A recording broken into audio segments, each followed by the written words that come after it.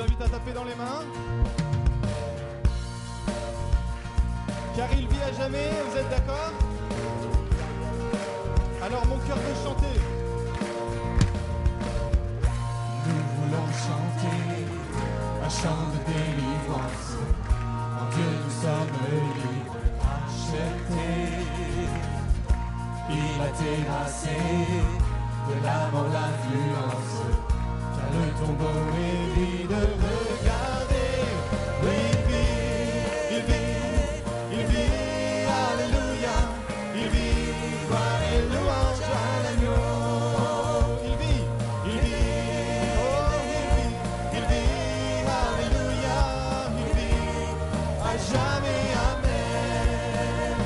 Mon cœur veut chanter, car Jésus-Christ est le Tout-Puissant, qui m'a sauvé. Il a tout payé. Il a tout payé. De la mort je n'ai plus peur.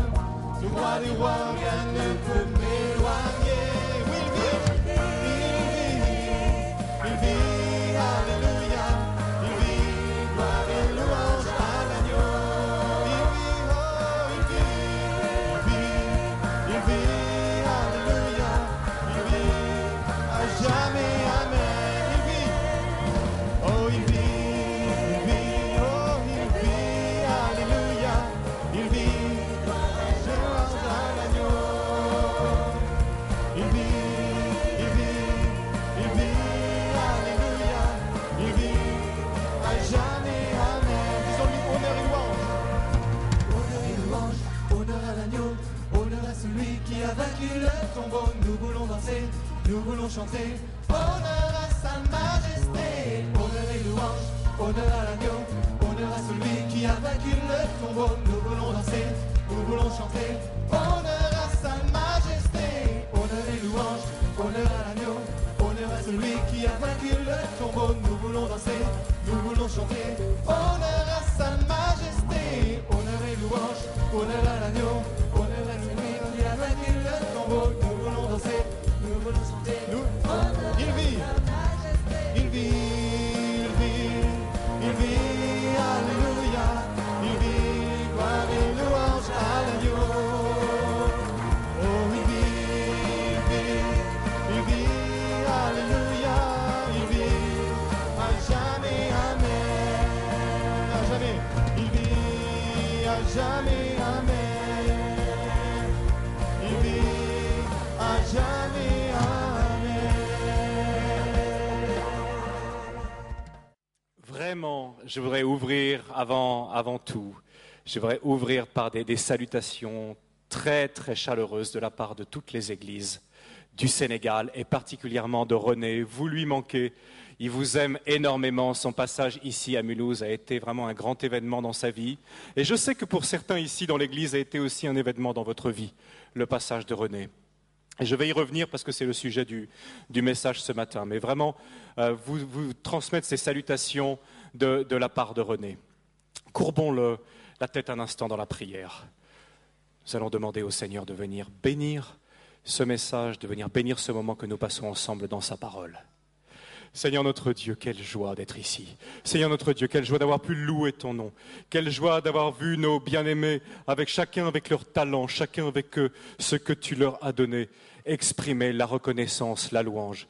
Seigneur, quelle joie aussi de voir qu'aujourd'hui, tu travailles en Afrique. Quelle joie de voir qu'aujourd'hui, ton esprit est puissamment à l'œuvre dans ce continent. Seigneur, je te remercie pour ce continent. Je te remercie pour l'Afrique. L'Afrique est une guérison pour les nations. L'Afrique fait partie de ton plan prophétique pour le monde, Seigneur. Et l'Afrique est en train de prendre sa place. Et Seigneur, je te remercie pour ça. Je te prie de bénir ce message ce matin. Je te prie que ce message qui va parler de l'Afrique puisse parler au cœur de ceux qui sont ici en Alsace, au cœur de tous ceux qui nous écoutent ce matin par Internet. Merci Seigneur. Merci pour ta présence et ta grâce. Dans le nom précieux de Jésus. Amen. Amen. J'espère que vous allez bien. Ce matin, c'est une joie très particulière de voir Ève qui est là parce qu'on a appris à connaître Ève et de la voir s'engager dans la mission avec humilité, avec joie. Dans un pays comme le Burkina Faso, c'est une joie considérable pour nous Ce matin aussi, je vais y revenir tout à l'heure, mais il y a quelques amis de l'Afrique qui sont là. Et je voudrais dédier ce message à tous ceux qui nous écoutent du Sénégal et d'autres pays d'Afrique par Internet, simplement pour vous dire que notre famille a une dette de reconnaissance considérable par rapport à l'Afrique, par rapport aux Africains. On vous aime et ce matin, je voudrais vous dire salut à vous qui nous écoutez, particulièrement de l'Afrique. Et ce matin aussi, à tous les Africains, ceux qui sont nés en Afrique, ceux qui ont du sang sénégalais ou africain dans les veines, je voudrais vous saluer. Je voudrais vous saluer, soyez bénis. Est-ce que vous pouvez avoir une clameur de l'Afrique? Soyez bénis.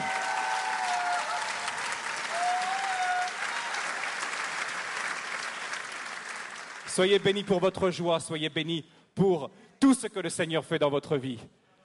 Vous savez, hier d'être là au téléphone avec René et d'entendre une bonne nouvelle après l'autre qui venait du Sénégal, ça réchauffait mon cœur. Claude Schmerber, le fondateur de la mission au Sénégal, était là à côté de moi. On entendait sur Skype, on entendait René nous donner une bonne nouvelle après l'autre. Et je voulais partager certaines, avant de commencer le message, certaines de ces bonnes nouvelles avec vous. Et d'abord vous dire un grand merci. Vous avez participé, vous savez qu'il y avait presque la famine au Sénégal cette année. Les gens ont manqué de tout parce que la dernière saison des pluies était tellement mauvaise et les gens étaient dans la disette. Et l'église à Mulhouse a participé. Et au travers de l'opération 1000, plus de 200 familles du Sénégal ont pu manger pendant un mois dans la plus mauvaise période, la plus difficile, celle qu'on appelle la période de soudure, parce que le grenier qui était rempli des récoltes de l'année précédente est vide et les récoltes nouvelles ne sont toujours pas arrivées. Il n'y a rien et l'église de Mulhouse a participé. 135 familles de l'église et 70 familles pauvres, pas forcément de l'église mais qui étaient dans l'entourage des églises, ont bénéficié de cette opération 1000. Et je voudrais que vous vous applaudissiez en mon nom. Je vous applaudis, je vous remercie beaucoup pour ça.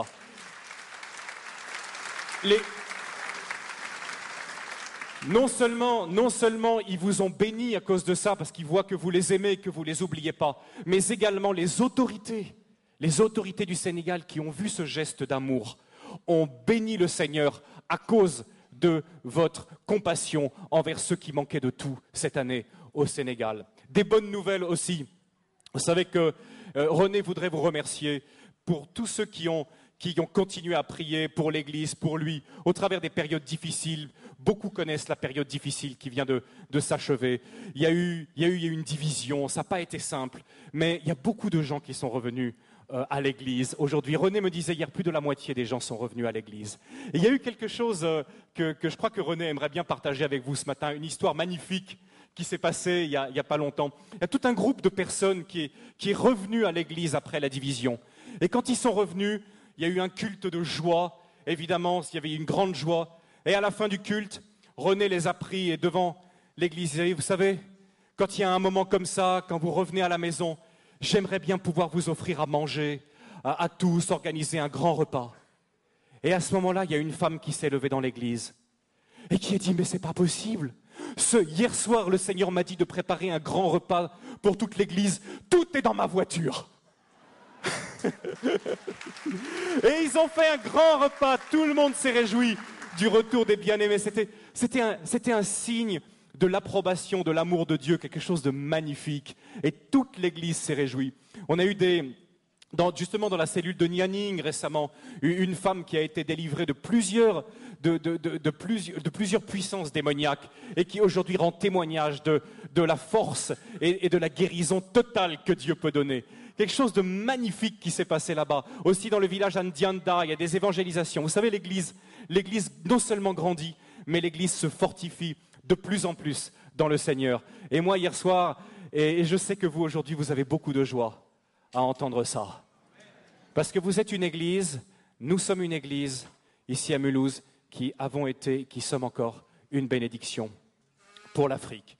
Et ce matin, le message que Dieu m'a mis à cœur, c'est un message peut-être que certains n'ont jamais entendu, mais je le trouve très approprié, non seulement à notre présence ici, mais surtout au départ de Ève, et aussi à la présence, et je le dirai tout à l'heure encore, de quelques amis de l'Afrique qui sont dans cette salle. Je voudrais vous parler du plan de Dieu pour l'Afrique. Et tout de suite, on va ouvrir un passage dans 1 Corinthiens 1, qui est un passage que j'aime beaucoup, et qui va nous servir de soubassement au message de ce matin. 1 Corinthiens 1, je lis au verset 26. 1 Corinthiens 1. Considérez donc, frères, votre situation. Qui êtes-vous, vous que Dieu a appelé à lui? On ne trouve parmi vous que peu de sages selon les critères humains, peu de personnalités influentes, peu de membres de la haute société. Non, Dieu a choisi ce que le monde considère comme une folie pour confondre les sages. Il a choisi ce qui est faible pour couvrir de honte les puissants. Dieu a porté son choix sur ce qui n'a aucune noblesse et que le monde méprise, sur ce qui est considéré comme insignifiant pour réduire à néant ce que le monde estime important. Ainsi, aucune créature ne pourra se glorifier devant Dieu. Amen. La Bible parle de l'Afrique. La Bible parle énormément de l'Afrique et je sais que cette déclaration ce matin va sembler assez étrange parce que souvent nous oublions que la Bible parle de l'Afrique. Nous sommes tentés de l'oublier, d'autant plus que les médias actuels ne portent leur attention sur l'Afrique que pour donner des mauvaises nouvelles. Souvent, l'Afrique, c'est le continent oublié. Il est oublié dans les négociations de l'Organisation mondiale du commerce. Il est oublié lors des grandes alliances stratégiques. Lorsque les puissants de la Terre se réunissent, très très souvent, on ne parle de l'Afrique que pour couvrir ses dettes ou pour venir à son aide. Mais ce n'est absolument pas, frères et sœurs, le message ni l'image que la parole de Dieu nous donne de l'Afrique, ni de la vision de Dieu pour ce continent. Et ce matin, en quelques minutes, je vois déjà la petite horloge là qui égrène ses secondes, mais en quelques minutes, je voudrais vous brosser rapidement un tableau de ce que la Bible dit de l'Afrique. Ça me semble très très important parce que nous sommes une église qui sommes de plus en plus engagés en Afrique. Et j'aimerais bien que ce matin, il puisse y avoir une ouverture et une compréhension de la part de l'église, que ça fait longtemps en réalité que Dieu parle de l'Afrique et que l'Afrique a toute sa place et une place prophétique extrêmement importante dans le plan divin pour l'humanité. Récemment, à titre d'exemple, j'étais aux États-Unis et je parlais sur ce sujet avec un petit groupe de personnes qui semblaient ignorer complètement que l'Afrique se trouvait dans la Bible. Et je leur demande comme ça, je leur dis, mais est-ce que vous savez où se trouvait le jardin d'Éden, par exemple? Alors, il y a les Américains qui lèvent le doigt et disent, oui, il y avait le Tigre, le fleuve, l'Euphrate aussi. Le jardin d'Éden se trouvait en Irak. Hein, aujourd'hui, beaucoup de gens pensent que le jardin d'Éden se trouve en Irak. Je me suis retenu d'ailleurs de leur demander quelle impression ça faisait de bombarder le jardin d'Éden. Mais je leur ai dit au lieu de ça, mais vous savez, on oublie toujours quelque chose. Regardez ensemble rapidement, parce que c'est quand même beau. Pour voir que, quand même, on oublie, mais le plan de Dieu pour l'Afrique est très tôt. Regardez dans Genèse chapitre 2 avec moi. Regardez la description du jardin d'Éden. Le jardin d'Éden, il y avait 4 fleuves qui sortaient. Qui étaient ces fleuves et où étaient-ils? Du pays d'Éden, chapitre 2, Genèse, chapitre 2, verset 10. Du pays d'Éden sortait un fleuve qui arrosait le jardin, et de là, il se divisait en 4 bras. Le premier, c'est le Pishon. Il contourne tout le pays de Havila, au sol gorgé d'or et excellente qualité. Le deuxième fleuve s'appelait Gihon. Il parcourt toute l'Éthiopie, ou dans certaines versions, le pays de Couche. Et le troisième fleuve, c'est celui qui coule à l'orient de la Syrie, c'est le Tigre. Et le 4e fleuve, c'est l'Euphrate. Regardez, la Mésopotamie, l'Irak, le pays de Havila, qui est probablement vers la Somalie, et tout le pays de l'Éthiopie. Le jardin d'Éden, ce n'était pas le jardin qui est derrière la cour de la maison. Hein. Le jardin d'Éden, c'est un jardin immense qui couvrait plusieurs pays, dont l'Éthiopie. Quels sont les noms qu'on donne à l'Afrique dans la Bible? Les noms qu'on donne à l'Afrique, ce sont Couche, qui veut dire Éthiopie, Mitzraïm, qui veut dire l'Égypte, et Puth, qui veut dire la Libye actuelle, la Cyrénaïque. Au temps biblique, et jusqu'à une époque, jusqu'à peu près au 4-5e siècle après Jésus-Christ, ces 3 régions qui couvraient toute l'Égypte, la Libye, le Soudan, l'Éthiopie, toute la corne de l'Afrique, regroupait probablement 80% de toute la population du continent qui était très peu peuplée. Donc toute l'Afrique presque se retrouvait à Couche, Mitzraïm ou Pouth. Et, à la surprise générale pour certains, c'était des pays noirs. À l'époque, c'était des pays noirs. Vous savez, souvent, quand on pense à l'Égypte, on ne pense pas à l'Égypte comme un pays noir, n'est-ce pas? Hein, on a eu même, quand on est dans les années 50, 60, les péplums sur l'Égypte. Comment elle est, Cléopâtre? C'est Elizabeth Taylor, elle est toute blanche. Mais la réalité, c'est complètement différent.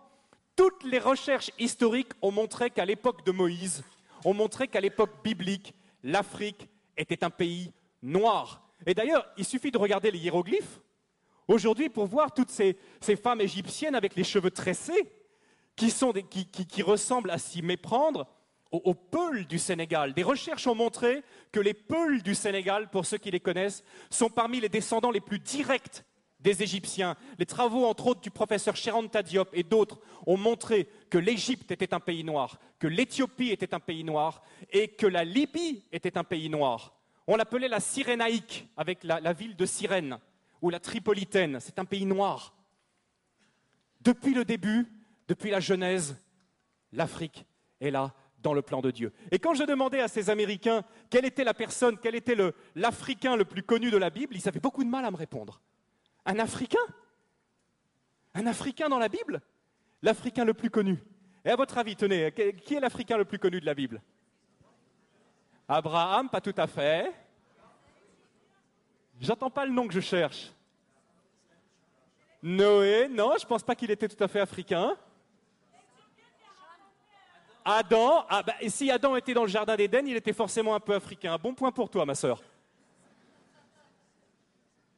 Moïse, né, grandi en Afrique, passé 40 ans de sa vie en Afrique. À une époque, et j'aimerais bien, justement, aujourd'hui, quand on pense à l'Afrique, on pense à quoi? Honnêtement, quelles sont les images qui viennent à nous? Nous qui sommes ici en Alsace. Je ne sais pas vous qui regardez Internet là. Mais on pense à des guerres, on pense à des catastrophes, on pense à des famines, on pense à des ennuis sociaux. Voilà les premières images qui nous viennent lorsqu'on pense à l'Afrique. À l'époque de Moïse et au temps biblique, l'Afrique, ce n'était pas du tout ça. D'abord, l'Égypte était la première puissance économique du monde. Est-ce que vous savez que pendant plus de 1000 ans, c'est l'Égypte qui a nourri tout le bassin méditerranéen par son blé? L'Égypte possède un cadeau de Dieu extraordinaire qui s'appelle le Nil, qui est probablement le fleuve le plus extraordinaire du monde, un fleuve qui vient du lac Victoria au Kenya et qui coule dans un delta. Ce sont qui donnent la possibilité de faire du jardinage de façon extraordinaire. Le Nil, c'est un cadeau de Dieu. Le Nil, c'est ce qui permet à l'Égypte d'avoir toujours été riche. Et quelque chose de très intéressant aussi, ce sont les Égyptiens qui ont inventé le jardinage. Les pastèques que nous mangeons en été, ce sont les Égyptiens qui l'ont cultivé les premiers. À l'époque, l'Égypte était la première puissance économique du monde. Aujourd'hui, l'Afrique est la dernière puissance économique en tant que continent. Mais il n'en a pas toujours été de même. Ce qui se passe aussi, c'est que l'Afrique était la première puissance militaire à l'époque. Si l'armée de Pharaon, l'armée éthiopienne, tenez, quelle est la plus grande armée qui est mentionnée dans l'Ancien Testament? C'est quelle armée? Une armée de combien? C'est une armée d'1 million de personnes qui est l'armée du roi d'Éthiopie. À l'époque, l'Afrique était une puissance militaire qui faisait trembler. À l'époque aussi, l'Afrique, nous dit la Bible, Moïse a été élevé dans toute la sagesse des Égyptiens. L'Afrique dominait le monde également par ses connaissances scientifiques. C'était de l'Afrique que venait toute la connaissance. Les Égyptiens ont été les premiers astronomes, ont été les premiers à jeter les bases de nos sciences modernes. Venait également de l'Afrique. C'était aussi une époque où l'Afrique accueillait les réfugiés. Aujourd'hui, on pense que l'Afrique, c'est le pays qui envoie plutôt des réfugiés. Mais à l'époque, l'Afrique accueillait les réfugiés. Est-ce que lorsque vous lisez la Genèse, lorsque vous lisez même à peu près tout l'Ancien Testament, vous voyez que toujours le peuple de Dieu a été tenté et l'a fait à certains moments d'aller se réfugier en Égypte, en Afrique. C'est là qu'il trouvait le repos. Et le Seigneur a dû leur apprendre difficilement au travers de toute l'Exode à ne plus compter sur cette grande puissance mondiale. Et si Dieu a humilié l'Égypte, il n'a pas humilié un pays faible, mais il a humilié un pays qui était la première puissance mondiale. Comme aujourd'hui, si Dieu choisissait d'humilier une nation puissante, il choisirait probablement d'humilier ou les États-Unis ou l'Europe, qui nous glorifions de notre technologie, de notre puissance, de notre force militaire. Donc Dieu a dû apprendre à son peuple à ne pas compter, à ne pas dépendre de la puissance des hommes, mais à compter seulement sur sa puissance. Quelque chose de très important que souvent on ne connaît pas, c'est que lorsque la reine de Saba était une reine africaine. Amen. Je ne sais pas si vous le savez, c'était une reine noire, c'était une reine africaine. Et les Éthiopiens, aujourd'hui, basés aussi sur des recherches intéressantes, montrent que probablement la reine de Saba était la reine de tout le royaume d'Éthiopie à l'époque. Elle était allée chercher la sagesse auprès de Salomon. Et que dit aujourd'hui l'Église là-bas en Éthiopie? L'Église, dans sa tradition, dit que Salomon et la reine de Saba ont eu un enfant, que cet enfant est devenu Ménélik Ier, le premier empereur d'Éthiopie, qui a été la plus longue dynastie du monde jusqu'à la chute de l'empereur Haïlé Sélassié dans les années 70, qu'on appelait le Négus. Et sa filiation remontait à Salomon lui-même. Salomon lui-même, Ménélik, le Négus. Dieu a toujours pris soin. Vous savez, en plus, aujourd'hui, on s'aperçoit qu'il n'y a aucune explication rationnelle à la présence d'un si grand nombre de Juifs en Éthiopie, qu'on a appelé après les Falachas, qui sont revenus en Israël. Christian connaît bien cette histoire. Il n'y a pas d'autre explication que le fait que, depuis les temps de l'Antiquité, les Juifs étaient présents en Éthiopie, et c'est probablement la reine de Saba qui a ramené la connaissance du Dieu jusqu'au fond de l'Afrique, et qui l'a gardé aujourd'hui. Aujourd'hui, l'Éthiopie est une nation profondément chrétienne, encore aujourd'hui, où d'ailleurs il y a un énorme réveil de l'esprit en ce moment dans les églises traditionnelles en Éthiopie. La reine de Saba, donc Dieu a parlé à l'Éthiopie, et on le retrouve dans le Nouveau Testament, où Dieu a toujours cherché à ce que son message parvienne à l'Afrique.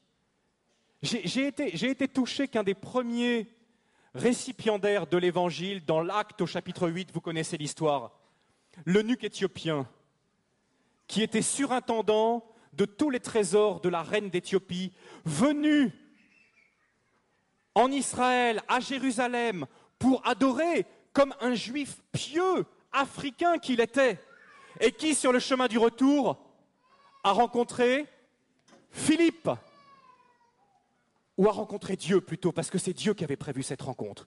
Dieu a pris soin que le message de l'Évangile, qui venait à peine d'arriver, que ce message puisse être transmis à l'Afrique. Et c'est cet homme qui a amené l'Évangile en Éthiopie et qui l'a amené en Afrique. Dieu avait pris soin que la reine de Saba vienne chercher la sagesse auprès de Salomon. Dieu a pris soin que l'Éthiopien également soit là tout au début de la révélation de l'Évangile. Jésus et l'Afrique. Qu'est-ce qu'il y a à dire sur Jésus et l'Afrique? Est-ce que Jésus a un lien avec l'Afrique? Oui. Un lien qui, moi, m'a toujours beaucoup touché. Je ne sais pas si vous avez réfléchi à ça. En fait, Jésus a eu 2 connexions dans sa vie avec l'Afrique. La première, quand il était bébé. Quand il était bébé, il a dû fuir avec ses parents, alors l'oppression d'un roi cruel, et où est-ce qu'il a cherché secours? En Afrique.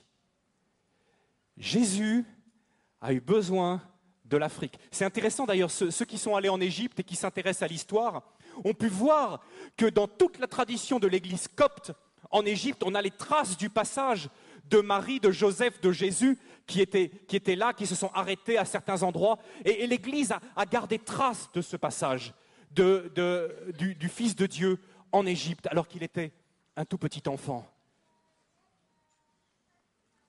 Deuxième connexion, un peu plus difficile à trouver.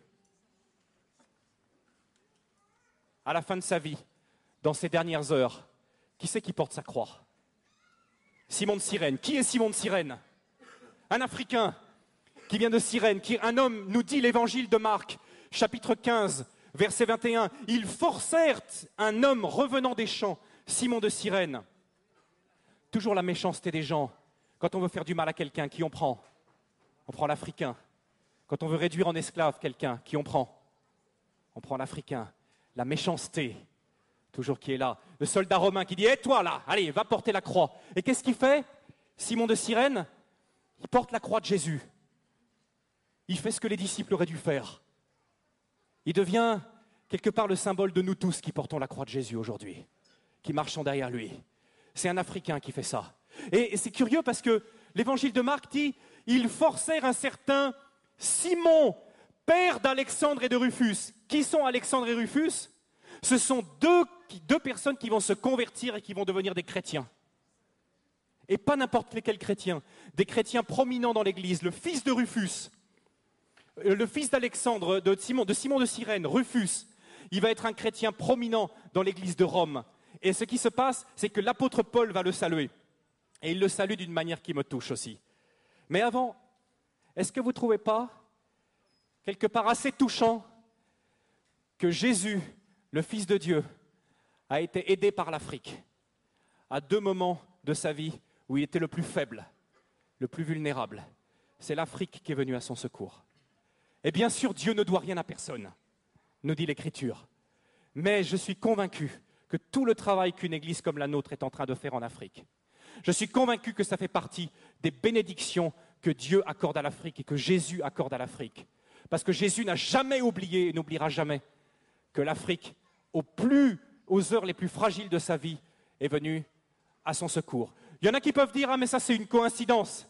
Je ne crois pas que c'est une coïncidence et je crois que ça a quelque chose à nous dire aujourd'hui. L'Afrique, présente dans la Bible, et pourrait écrire un livre là-dessus parce que ce matin, je pourrais parler 1 ou 2 heures sur les Africains de la Bible. Il y en a tellement, entre Ebed-Melech, entre tous ces personnages africains, ces grands hommes de Dieu qui sont là dans la Bible. Mais ce matin, je voudrais aussi, parce que notre famille, ça fait quand même 9 ans qu'on est en Afrique, on commence à avoir appris quelque chose aussi de l'Afrique. Je voudrais partager un petit peu avec vous ce que Dieu est en train de faire en Afrique aujourd'hui. Et comment l'Afrique est en train de récupérer sa destinée prophétique, d'être une nation, un continent d'abondance, un continent de bénédiction.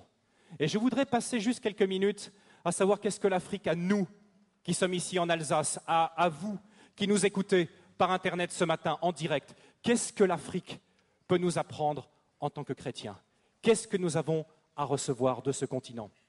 Et là, je vous partage un peu les expériences que ma famille et moi-même avons fait depuis 9 ans au Sénégal. L'Afrique nous a profondément changés, les Africains nous ont changés. Et je voudrais insister sur quelques petits points qui sont, à mon avis, des choses dont nous aurions beaucoup à bénéficier aujourd'hui, en Europe particulièrement. La première chose, c'est quand je vois l'Afrique, quand je vois les églises, les Africains, c'est que vraiment, la grande différence entre l'Afrique et nous, c'est que l'Afrique et les Africains sont concentrés et se focalisent sur les personnes, alors que nous nous focalisons sur les choses. Et le retour, souvent, quand je reviens du Sénégal et que je reviens en Europe, et ma femme a le même sentiment que moi, c'est le matérialisme qu'on retrouve ici, l'attachement passionné aux objets, aux choses. C'est quelque chose qui finit par nous blesser. Et je sais que c'est quelque chose pour tous les visiteurs africains et pour tous ceux qui sont ici qui les blessent. Parce qu'en Afrique, la première chose, la plus importante, c'est les personnes. Vous savez ce qui se passe la première fois que vous allez en Afrique?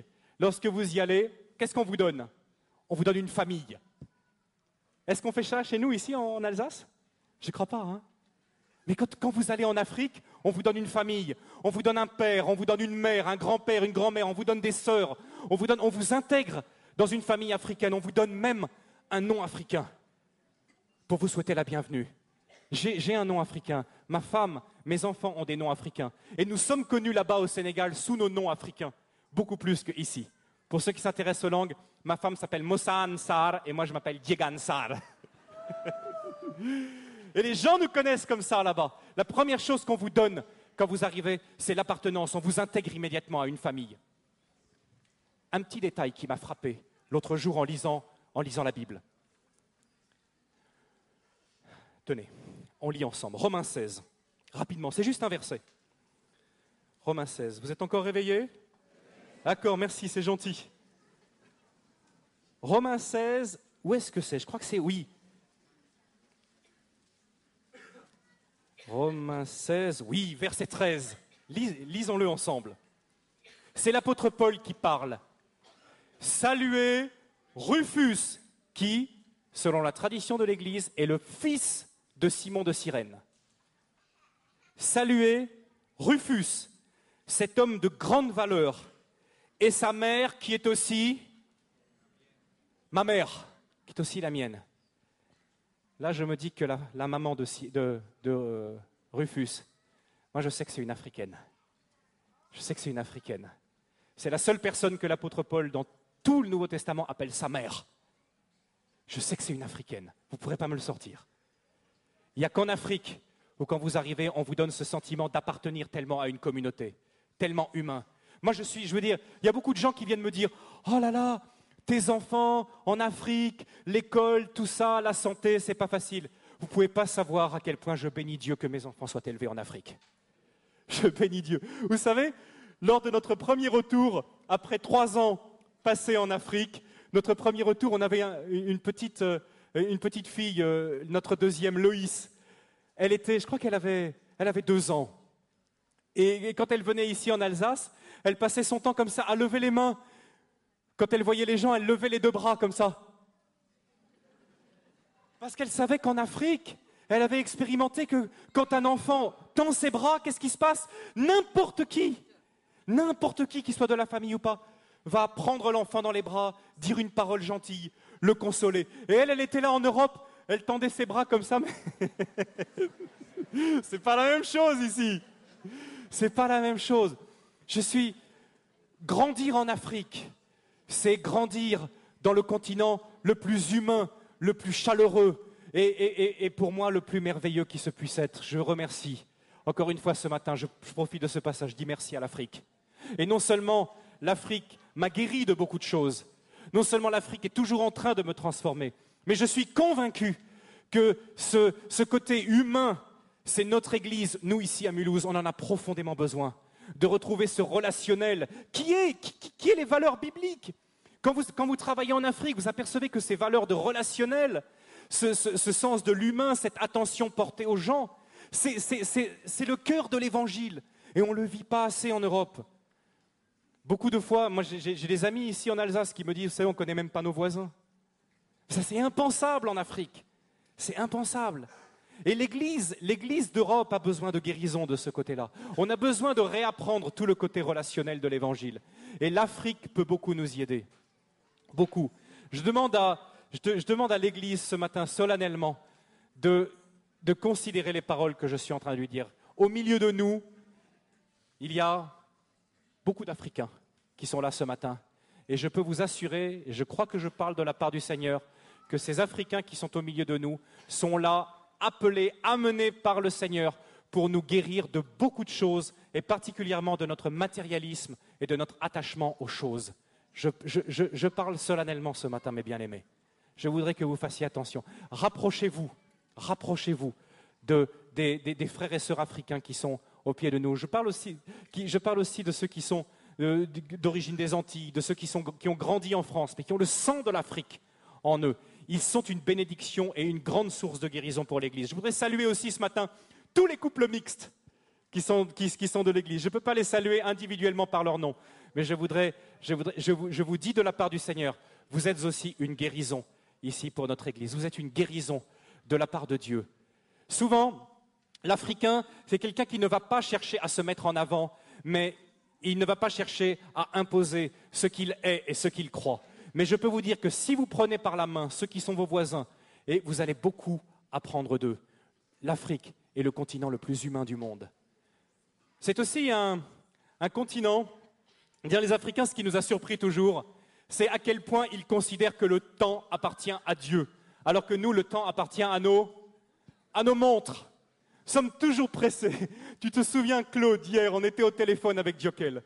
Et même moi, j'ai fait 9 ans d'Afrique. Je lui dis, « Hey, Dioc, Donne-moi rapidement, là, quelques nouvelles de l'église, parce que demain, je vais saluer l'église. » Et je sentais, quoi? Rapidement? Encore pressé, toujours pressé, les toubabs. Et moi, j'ai honte, j'avais honte, il avait parfaitement raison. On est toujours tellement pressé. La montre, toujours, le temps, les choses à faire, etc.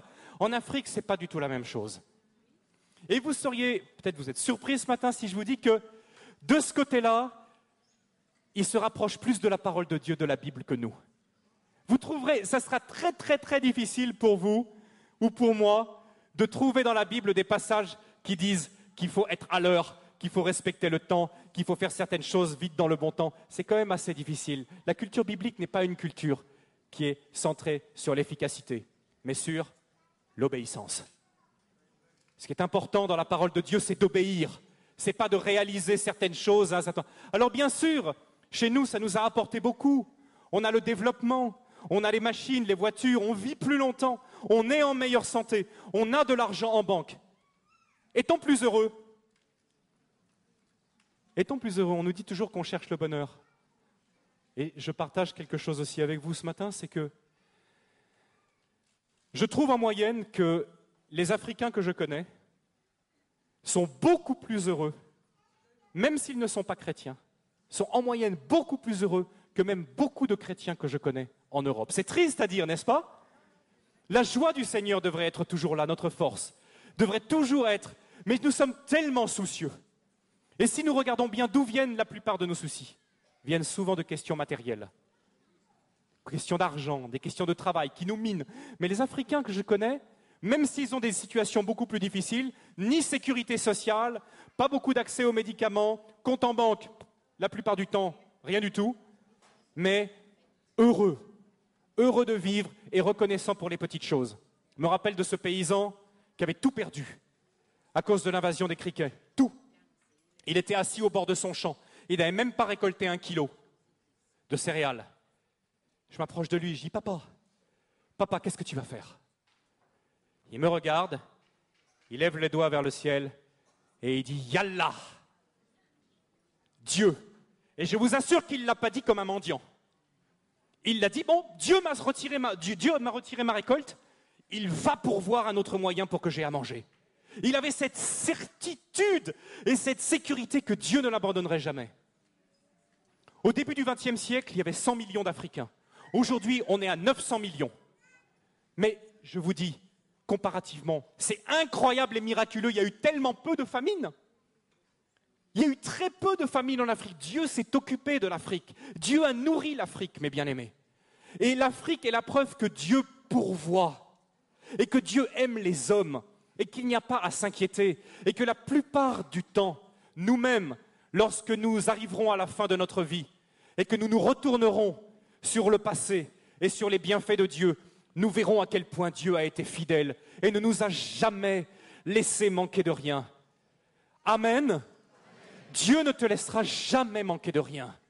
C'est le message que je te donne ce matin de la part de l'Afrique. De la part de l'Afrique qui n'a ni sécurité sociale, ni compte en banque. Je te dis que Dieu ne te laissera jamais manquer de rien. Enlève-toi ce souci. Enlève-toi ce souci. Dieu est avec toi, il t'aime, il t'a créé, il t'a sauvé. Tu es un enfant de Dieu, à plus forte raison. Il ne t'abandonnera jamais. Jamais. Le temps est à Dieu. Autre chose que l'Afrique à nous apprendre. Je ne sais pas ici, parce que vous êtes des gens de foi, mais à beaucoup d'églises en Europe. Dieu peut tout. Tout. Guérir tout. Combien de fois notre foi n'est-elle pas abîmée lorsque nous lisons un diagnostic médical? Combien de fois est-ce que notre rationalisme, combien de fois est-ce que notre confiance que nous avons à la médecine ne ruine pas notre foi lorsque nous lisons des mots comme cancer, lorsque nous lisons des mots comme sida, et tout de suite notre foi est par terre. Parce que nous pensons pour la plupart que Dieu peut peut-être guérir les petites choses, mais ça, non. Mais je me réjouis que je prêche ce matin dans une église qui a connu des guérisons de cancer, qui a connu des guérisons de toutes sortes de maladies, incurables aux yeux des hommes, que ce soit des maladies psychiques, des maladies physiques.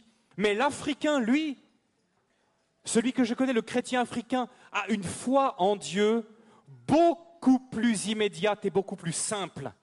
Dieu peut tout. Autre message que je vous donne ce matin de la part d'Afrique, quel que soit ce dont tu souffres ce matin, ne regarde pas ce que les médecins disent, ne sois pas terrorisé par le pronostic qu'ont fait les médecins, parce que Dieu est au-dessus de cela. Amen. Dieu est au-dessus de cela. Dieu peut tout guérir. On voit des frères et sœurs qui viennent, ils se plaignent d'un mal de tête, mais en fait c'est un cancer. Mais Dieu les guérit comme ça, parce qu'ils n'ont pas l'incrédulité. L'incrédulité est une terrible barrière entre nous et l'exaucement. Et souvent les Africains n'en souffrent pas, parce qu'ils savent au fond d'eux-mêmes que Dieu est capable de tout. Une autre bénédiction de l'Afrique. Dieu peut tout. Dans notre ministère, nous avons connu 2 résurrections. 2 résurrections. Jésus lui-même avait de la peine à faire des miracles à des endroits où il y avait de l'incrédulité. Et je crois que nous avons beaucoup à faire pour retirer l'incrédulité de notre cœur qui est souvent là, bien accroché. Mais en Afrique, on a eu beaucoup moins ce problème parce que l'Africain fait confiance à la puissance de Dieu. J'aurais beaucoup à dire encore. Je vois vraiment cette horloge. La joie. L'Afrique a un cadeau de joie à nous faire, un cadeau de louange. Est-ce que vous savez que la louange merveilleuse que nous avons vécue ce matin, louange pleine de joie, pleine de ferveur, avec de la musique, avec du rythme, avec une alternance de moments rythmés et de moments plus méditatifs, cette louange, est-ce que vous savez à quel point elle doit à l'Afrique? Elle doit énormément à l'Afrique. Parce qu'en effet, ce sont les descendants d'Africains aux États-Unis, anciens esclaves, qui par leur musique, par le jazz, par le gospel, plus tard par la soul, par le blues, plus tard par le rock, c'est eux qui ont profondément renouvelé toute la musique occidentale. Nous, aujourd'hui, dans nos églises, on est au bénéfice de l'Afrique et de ce don que Dieu a fait à l'Afrique pour célébrer son nom. L'Afrique a un don de louange extraordinaire. Ceux qui n'ont jamais été dans une église africaine, vous ne pouvez pas savoir ce que c'est que d'entrer et de vous mettre tout de suite, de laisser vos soucis à la porte et de nous mettre à danser et à nous réjouir devant le Seigneur. C'est quelque chose, une expérience extraordinaire. Ah, nous en Europe, on est, quand dans les versets on dit maintenant c'est le moment de danser, de chanter. Mais pas l'Afrique. L'Afrique a le don de la joie, quelles que soient les circonstances. Et ce don, il nous le partage et il continue à nous le partager encore aujourd'hui. L'amour de Dieu pour l'Afrique est un amour considérable. Aujourd'hui, l'Église en Afrique, c'est presque 400 millions de personnes. Énormément de chrétiens charismatiques, parce que l'Africain aussi, il croit, il connaît le monde spirituel avant même de donner son cœur à Jésus. L'Africain connaît le monde spirituel. Et souvent, il le connaît du mauvais côté. Mais quand il découvre le Seigneur, il prend aussi la puissance spirituelle qui est du bon côté, qui est du côté du Seigneur, et il l'utilise. Et il l'utilise pour guérir les malades. Et il l'utilise pour résoudre les problèmes. Le monde spirituel. Aujourd'hui, pour la plupart d'entre nous, le monde spirituel est peut-être une réalité secondaire. Pour l'Africain, c'est une réalité primordiale. Elle est là. Le monde spirituel nous entoure. Et bien sûr, dans tous les points que j'ai partagés avec vous, il y a des côtés négatifs. Le fait d'être peut-être pas tout à fait assez efficace parfois, le fait de pas considérer assez le temps, parfois c'est quelque chose qui nous agace, ceux qui sont été en Afrique, n'est-ce pas? Mais le côté négatif, je ne vais pas du tout vous en parler ce matin. Parce que le côté négatif, on y pense nous-mêmes tout seuls. On n'a pas besoin de nous prêcher là-dessus. Mais je voudrais vous dire à quel point nous, l'Église ici à Mulhouse, on serait d'autant plus bénis qu'on écoute la guérison que veut nous apporter l'Afrique. Je voudrais juste, maintenant c'est fini, je voudrais que ce matin, j'ai eu une joie énorme de voir quelqu'un parmi nous qui est un très grand ami de l'Afrique et je voudrais lui demander de se lever. André Vin, qu'est-ce que tu peux te lever s'il te plaît? Regardez, où est-ce que tu es? André, le directeur de la WEC en France. Nous nous sommes connus au Sénégal, il était le directeur de la WEC au Sénégal. Et tu ne peux pas savoir, André, la joie que tu me fais d'être aujourd'hui ici. La WEC est l'une des missions qui a le plus envoyé de missionnaires en Afrique. Aujourd'hui encore, vous savez qu'ils sont tout à côté? À Ilzac, ils ont la WEC France juste à côté. Et ils ont envoyé tellement des centaines, des milliers de missionnaires en Afrique. C'est l'une des organisations missionnaires qui a le plus béni l'Afrique. André, mon frère, tu ne peux pas savoir la joie que j'ai de te voir aujourd'hui. Sois béni, accueillez de tels hommes. Je voudrais demander de l'applaudir. Applaudissez André. Mon frère, que le Seigneur bénisse la WEC, qui continue à envoyer beaucoup de missionnaires. Aimons l'Afrique, prions pour le Sénégal. Nous avons maintenant, avec Ève, nous avons encore un champ missionnaire qui s'ouvre, une collaboration avec les églises du Burkina Faso. À chaque fois que le pasteur Mamadou Karambiri vient ici, je sais que c'est une immense bénédiction pour l'Église, et c'est une bénédiction qui nous vient là encore de l'Afrique. Recevons, mes bien-aimés, de l'Afrique, apprenons de l'Afrique, aimons l'Afrique. Vous savez, nous les Français, qu'on le veuille ou non, nous sommes énormément liés à ce continent. Et je voudrais vous demander de nous garder dans la prière, l'œuvre de Dieu au Sénégal, l'œuvre de Dieu en Algérie qui progresse malgré les difficultés, l'œuvre de Dieu au Burkina Faso et, je le dis, dans tous les champs missionnaires où Dieu va encore nous envoyer dans ce continent, parce que la vision que nous avons reçue un jour à Mulhouse d'une courge qui étend ses fruits, qui étend dans toutes les nations de la terre, n'a pas fini d'être réalisée. Et il y aura encore des pays africains où cette Église va travailler. Que le Seigneur vous bénisse richement. L'Afrique vous aime. Aimez l'Afrique. Amen.